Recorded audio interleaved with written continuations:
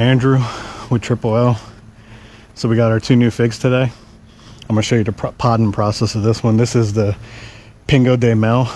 In Portuguese it means drop of honey.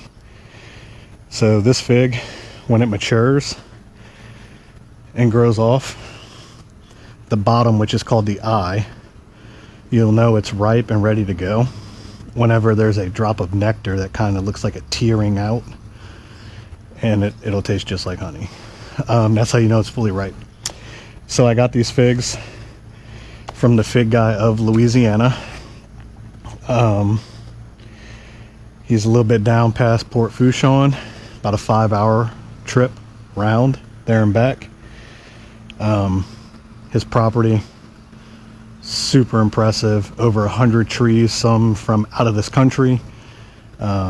He is the guy, the fig guy of Louisiana. He takes pride in this. He's a retired law enforcement officer, and all he does is propagate figs and hibiscus. So if you like hibiscus, they are beautiful. He's got some hybrids in there. All right, so starting out with this one, we got our premix over here. This is our potting soil.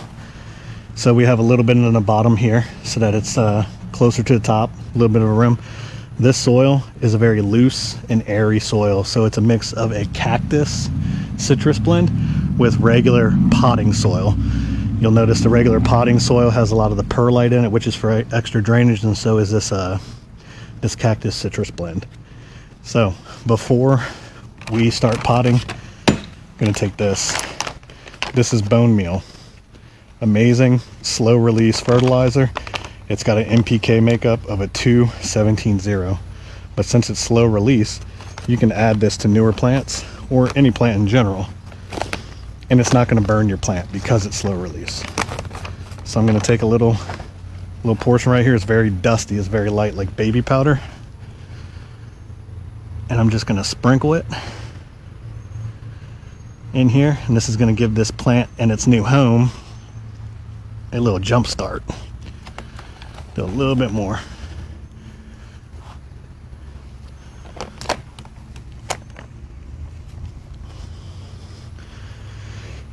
As a topper, we're using pine bark. You don't have to have a lot, just about a 1-inch layer. This helps lock in moisture to your plant. So we'll take this Pingo de Mel. I'm actually going to remove this little support it has here, because I'm going to install a full-size support, which you'll see in just a minute. I don't want to hurt this tree because it is very young, but it's also very beautiful, very healthy. Take that off. This is our actual stake we're going to put in. That way, as it gets more mature, it's got some length to adjust our tightness on it. If you notice here, he has some slow release fertilizers on top. I'm actually going to try and keep those. Some of it's going to fall out, but we'll keep as much as we can. I'm going to tip it over this. That way I don't pour it all over my lawn. And I'm going to get most of it in my hand. I'm going to put it right here on top of my potting soil. Then I take this whole plant, go upside down with it. You'll notice it's got a nice root ball on there. We're going to put this straight down in the pot. Nice and center. You don't need to worry about breaking this up. He uses a good airy soil. Then, starting from this side, I'm gonna start filling in. Place it up here just for now. I'm gonna start filling in around the plant. It's okay if it's covered a little, it's not gonna damage anything.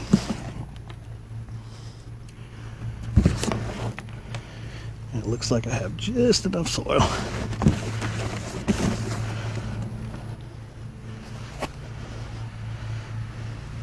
If you notice your plant starts leaning to one side, just kind of lift it by the ball and kind of pack it down tighter on one side. That way it kind of adjusts it in there. Try not to put those slow release beads right on the root base. Alrighty. Got our soil. I'm going to pack it just a little bit. I want to keep a little bit of a lip here for when I'm watering, because sometimes these very drainy soils, they like to float a little before the water starts to penetrate them, and they'll go out the lip of the container. Then we're going to take the pine bark. I'm just going to dump it in one big pot, one big spot. I'm going to just spread it around even. This is going to help you lock your moisture in.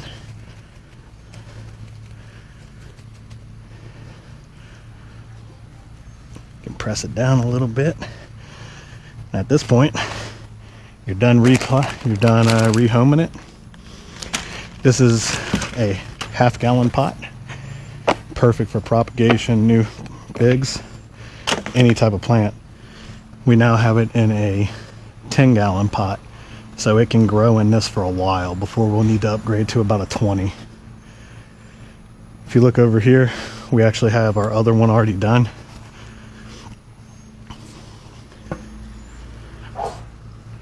And then your last thing you're going to do, you're going to put your support in. You don't want to stab it right on this root ball and destroy it.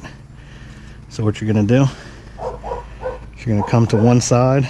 I'm going to go on the opposite side of the graft point, right here. Stab it in, and then I'm going to tie it off. I'm going to move it over here first though. It's got its new home right next to its brother or sister. And then we're just going to tie this off right about here, and we're going to let her grow, and she's going to produce very delicious honey figs for a lifetime, as long as you don't kill her or you don't let the weather kill them. They're pretty hardy once they're grown. In this stage, like most of my trees where they're younger, if we have a hard frost coming through, I can move all of these inside that shed over there and protect them from a hard frost. But what I think I'm going to do is I'm just going to throw up a greenhouse during the winter right here to protect them from any frost. And I'm even thinking about possibly putting an outdoor greenhouse heater in here to keep it around 70 degrees during the winter. But they will survive if you just take care of them. Other than that, we got some more content coming soon, more stuff with the lawn. Get out there, get you some figs. If you want to know the guy that I got these from, reach out to me. I'll tag his social media in the post. But as always, stay hydrated, stay motivated, stay dedicated.